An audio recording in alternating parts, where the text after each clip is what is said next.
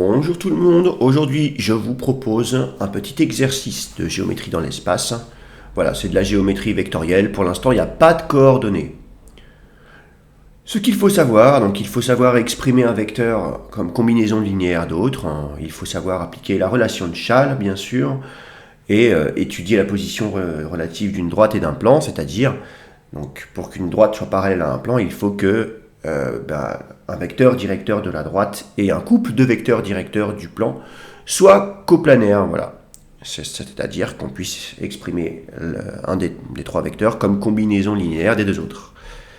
Allez, c'est parti. Essayez de faire l'exercice, il est facile, avant de visionner la correction.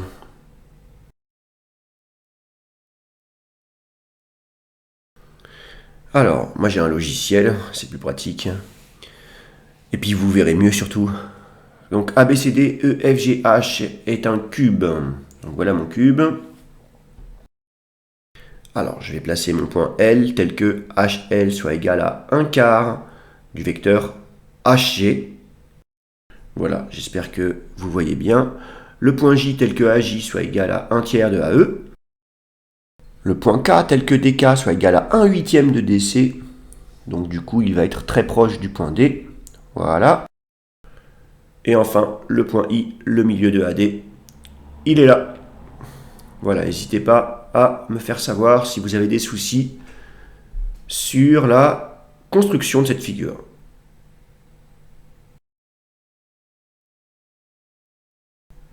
Alors, ensuite, exprimer EL dans un premier temps en fonction de AB, AD et AE. Ensuite, on fera la même chose avec JK et JI. Alors, en regardant la figure, on va avoir envie de décomposer EL comme EH plus HL. C'est surtout que dans l'énoncé, eh bien, on a HL est égal à 1 quart de HG. Voilà, peut-être qu'on va pouvoir faire quelque chose avec ça.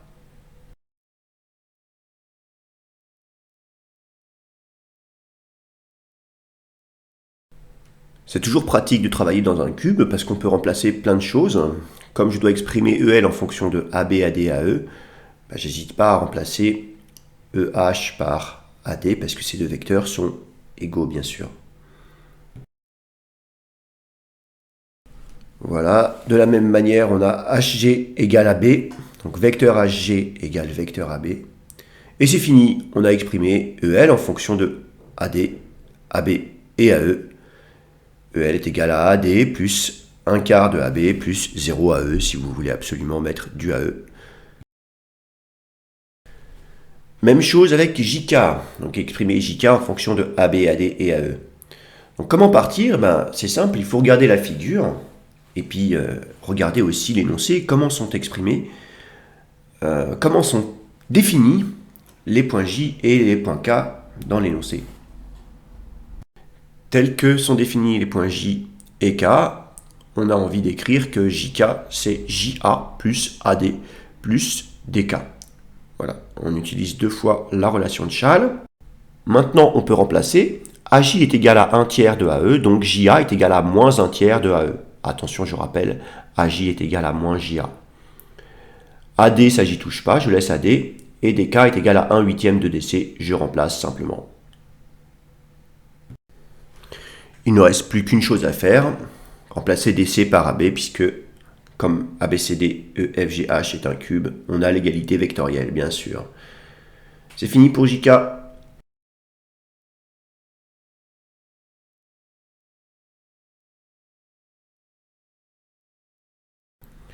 Allez, on recommence avec JI.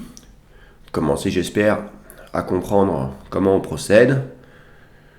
Donc JI, bien sûr, on va faire intervenir le point A. JI est égal à JA plus AI. JA est égal à moins 1 tiers de AE. Ça, on vient d'en parler. Et I est le milieu de AD. Ce qui signifie que AI est égal à 1 demi de AD. Et c'est fini, on a exprimé JI en fonction de AB, AD et AE.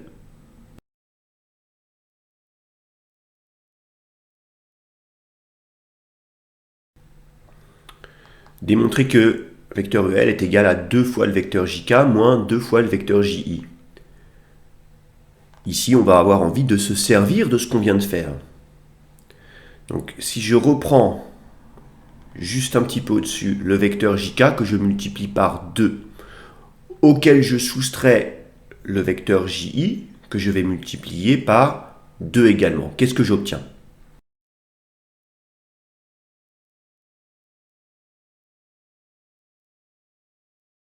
Je vais réduire, normalement ça doit me donner l'égalité vectorielle que j'ai trouvée pour EL.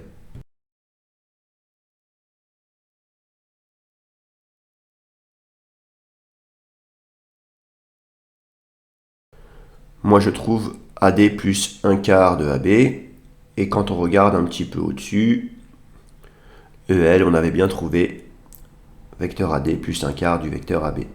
C'est bon, l'égalité est démontrée.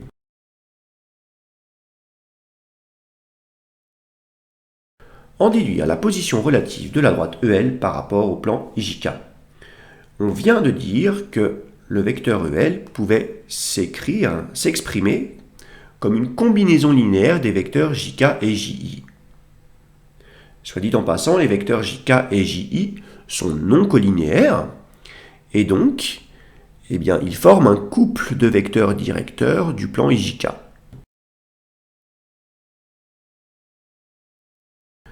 Voilà, je vous remets ici en lien cette petite partie du cours. Donc une droite D de vecteur directeur U, et on considère un plan P avec un couple de vecteurs directeurs VW. Donc la droite D est parallèle au plan P par définition si les vecteurs U, V et W sont coplanaires. Donc c'est le cas ici. Les vecteurs EL, JK et JI sont coplanaires, donc la droite EL est parallèle au plan IJK